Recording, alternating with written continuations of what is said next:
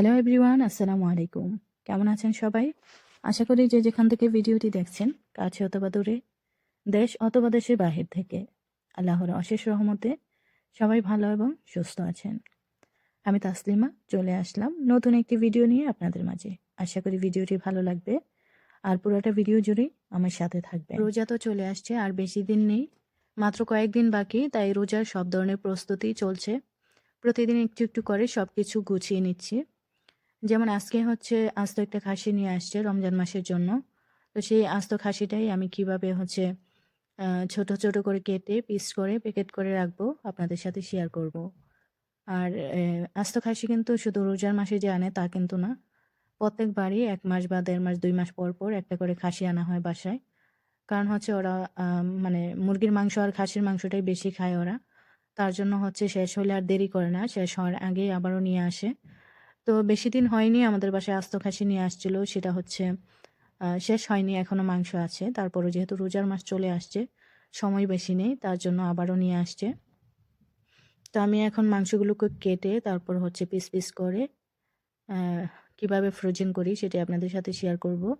আর প্রত্যেকবার একটু ছোট, ছোট করে কেটে নিয়ে আসে। আর এইবার দেখেন কত বড় করে কেটে নিয়ে আসছে। উনাকে বলা হয়নি। মুরুব্বিকে আমি বলতে চাইছিলাম যে ছোট করে কেটে আনবেন। কারণ বাসায় মানুষ নেই। কেউ নেই আমি ছাড়া। আমার সাথে ধরবে বা কাটবে এমন মানুষ নেই। আমার একা কাটতে হবে। তো ছোট করে কেটে আনলে আমি হচ্ছে শুধু প্যাকেট করে রেখে দিতাম। কিন্তু দেখি না, উনি অনেক বড়, বড় করে কেটে নিয়ে আসছে। আমি সকালবেলা বলতে চেয়েও আবার বলি নাই। ভাবছি যে নিজে থেকেই আনবে। কারণ উনি জানে বাসায় কেউ নেই আমি ছাড়া। তো উনি মুরুব্বি মানুষ, উনি যখন সবজির বাজার করতে যায় তখনও ভুল করে ফেলে। মানে সবজি নিয়ে আসে, নষ্ট সবজি, অনেকবারই আপনাদের সাথে এই কথাগুলো বলেছিলাম। তো যাই হোক, মুরুব্বি মানুষ যেহেতু নিয়ে আসছে, এখন তো আর যেহেতু নিয়ে চলে আসছে বলে লাভ নেই। আগে বলে দিলেই ভালো হতো। আমি ভাবছিলাম যে উনি নিজে থেকেই বলবে লোকদেরকে কেটে দেওয়ার জন্য। এটা কিন্তু যেখান থেকে মানে খাসি নিয়ে আসে ওখানে হচ্ছে উনাদেরকে বললে উনারা হচ্ছে ছোট, ছোট পিস করে দেয়। তো উনি হচ্ছে বলে না। উনি বলে না এইজন্য হচ্ছে উনারাও কেটে দেয় না। তো এখন আমার একটু কষ্ট করে কাটাকাটি করতে হচ্ছে আরকি, এই আরকি। তো এগুলা হচ্ছে মহিলা মানুষের কাজ না। তো আমি আবার রান্নাও করতেছি, আবার আরেকদিকে ঘুম থেকে উঠছে একজন, উনাকে নাস্তা দিতে হবে। মানে সব মিলিয়ে অনেক কাজের চাপ আজকে। তো আমি ভাবলাম যে রান্নাটা শর্টকাটে করব আজকে। আমি ক্যাপসা হচ্ছে ক্যাপসা রান্না চুলায় বসিয়ে দিয়েছি আর এদিকে আমি মাংসটা কাটতেছি। বাসায় বিশ্বাস করবেন একটা মানুষও নাই আমি ছাড়া। শুধু মুরুব্বি আছে, উনি হচ্ছে চলে গেছে নামাজে, আর উনি কোনোদিনও এইসব কাজে হেল্প করবে না। আরেকজন আছে অসুস্থ ডায়াবেটিস রোগী, উনার পায়ের সমস্যা, উনি তো মানে কেউ নেই, মোট কথা আমি ছাড়া কেউ নেই। এই সবগুলো কাজ আমাকে একাই করতে হবে। আমি আমার প্রত্যেকটা ভিডিওতেই বলি বা কয়েকটা ভিডিওতেই আমি বলেছি যে আমার বাসায় আসলে কেউ নেই। যত কাজ আছে সব আমার একাই করতে হয়। অনেক আপুরা বলে যে একা এত কাজ কিভাবে করেন? আসলে আপুরা যারা হচ্ছে কাজ করে অভ্যস্ত বা অভ্যাস হয়ে যায় তারা কিন্তু করতে পারে। তো ১ম আমার একটু কষ্ট হইতো, কিন্তু এখন মানিয়ে নিছি। কারণ কাজগুলো আমি নিজের মতো করে করি। আম সময়ের আগে সব কাজ আমি গুছিয়ে নেই যেন আমার বেশি কষ্ট না হয়। তো এই মাংসগুলো কেটে রাখতেছি, কারণ হচ্ছে এই মাংস দিয়ে পাস্তা রান্না করা হবে। মানে রোজার মাসে হচ্ছে স্যুপ বানানো হবে। অনেক কিছু রান্না করা হবে, ক্যাপসাও রান্না করা হবে। যার জন্য হচ্ছে আমি মাংসগুলোকে ছোট, ছোট করে মানে মিডিয়াম সাইজ করে কেটে রেখে দেব। তারপর যখন হচ্ছে রান্না করার জন্য বের করব তখন প্রয়োজন হলে আরো ছোট করে কেটে নেব। রোজার মাসে বেশিরভাগই হচ্ছে স্যুপ বানানো হয়। তো স্যুপ বানানোর জন্য মাংসগুলো একটু ছোট, ছোট হলেই ভালো হয়। তো এত ছোট করে কাটতে গেলে দেখা যাবে আমার সারাদিন লেগে যাবে। তাই আমি হচ্ছে বেশি ছোট করে কাটতেছি না। মানে মিডিয়াম ভাবে কেটে রেখে দিচ্ছি। আমি যখন হচ্ছে রান্না করার জন্য বের করব তখন আবারও ছোট করে কেটে নেব। তখন আর সময় লাগবে না। অল্প করে বের করে নিলেই হবে ১ প্যাকেট করে।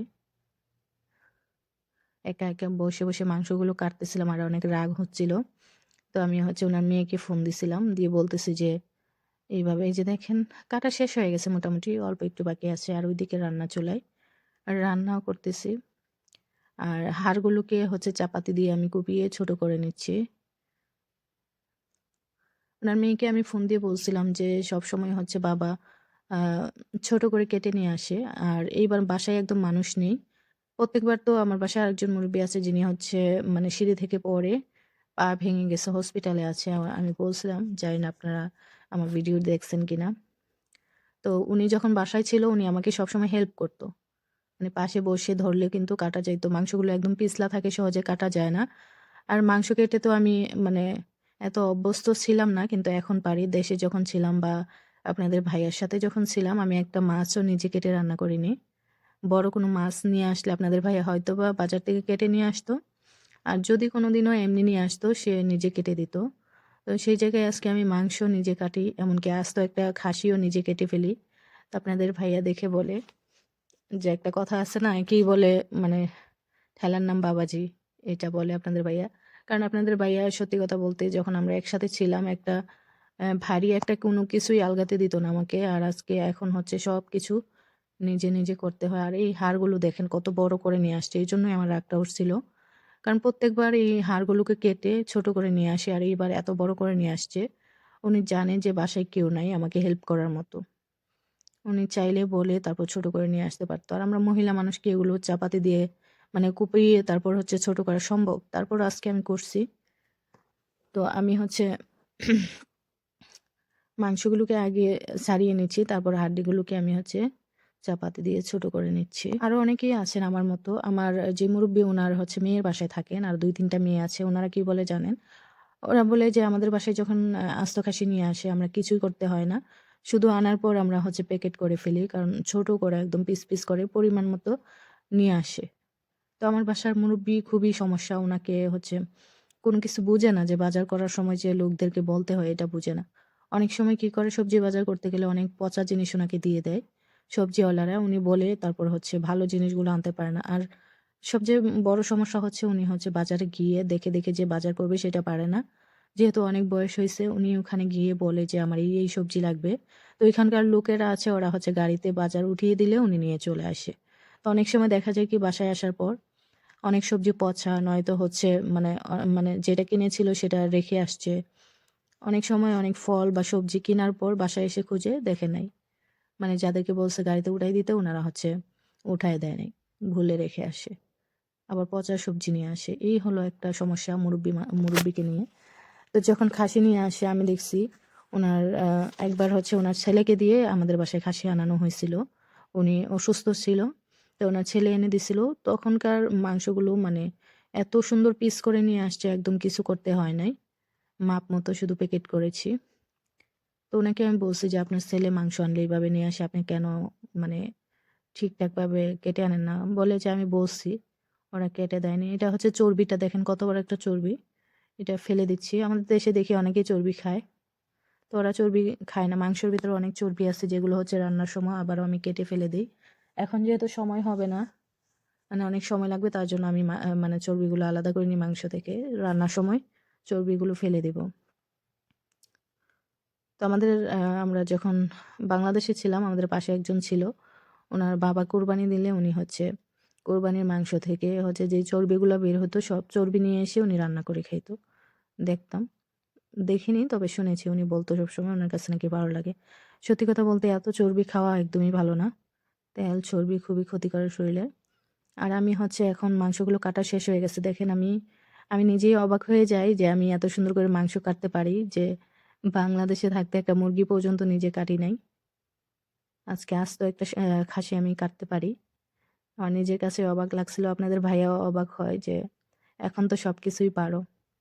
আর সত্যি কথা বলতে আপনাদের ভাইয়ার কাছে থাকলে সেও অনেক কিছু করতে দিত না যার জন্য হচ্ছে করা হতো না। যেমন বড় মাছ, মুরগি এগুলো নিয়ে আসলে সে নিজেই কাটতো। আবার অনেক সৌদি আরবের মানুষ আছে যারা হচ্ছে মাংস কিনে একদম বাজার থেকে প্যাকেট করে নিয়ে আসে। শুধু বাসায় এনে ফ্রিজে রেখে দেয়। এরকমও আছে। কিন্তু অনেকে বুঝে এটা আবার অনেকে বুঝে না। মনে করে বাসায় মানুষ আছে করার জন্য নিয়ে যায়। এই আরকি। তো আমি হচ্ছে মাংসগুলোকে প্যাকেট করে নিচ্ছি। প্যাকেট করে সবগুলো মাংসকে ফ্রিজারে রেখে দেবো। এটা রোজার জন্য আনা হইছে। রোজার আগে যে কয়দিন আছে সেই কয়দিন খাওয়ার জন্য মাংস এখনো আছে ফ্রিজে। তো পুরাতন মাংসটাই আগে খাওয়া হবে। আর বাসার মুরব্বি যেহেতু হসপিটালে তাই আজকে আর আমি মাংস রান্না করলাম না। উনি থাকলে সবসময় দেখা যায় কি আমরা যেদিন হচ্ছে নতুন মাংস নিয়ে আসে সেদিন রান্না করি। তো আজকে আমি হচ্ছে গতকাল রাতেই জানতাম যে আজকে খাসি নিয়ে আসবে। তার জন্য দুপুরের রান্নাটা আমি আগেই রেডি করে রেখে দিয়েছিলাম যেন খাসি নিয়ে আসলে আমার রান্না করতে দেরি হয় মানে দেরি না হয়ে যায়। তাই আমি মুরগি ধুয়ে টুয়ে রেডি করে সব রেডি করে রেখে দিয়েছিলাম। তো মাংসটা আনার পর অর্ধেক মাংস কেটে তারপর আবার আমি দুপুরে রান্নাটা বসাই দিয়েছি। রান্না বসিয়ে তারপর হচ্ছে মাংস কাটছিলাম। তো এই তো হাড় মাংস সব একসাথে করেই হচ্ছে প্যাকেট করছি। আপনারা রমজান মাসের জন্য কি কি করছেন অবশ্যই কমেন্ট করে জানাবেন, কি কি কাজ করে রেখেছেন। আর আমি কিন্তু সমোসাও বানিয়ে রাখতেছি।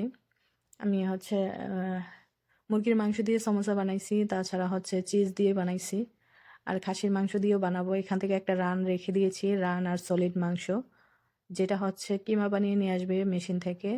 বাসায়ও ব্লেন্ডারে করা যায়, কিন্তু ওরা বাহির থেকে করে নিয়ে আসবে বলছে।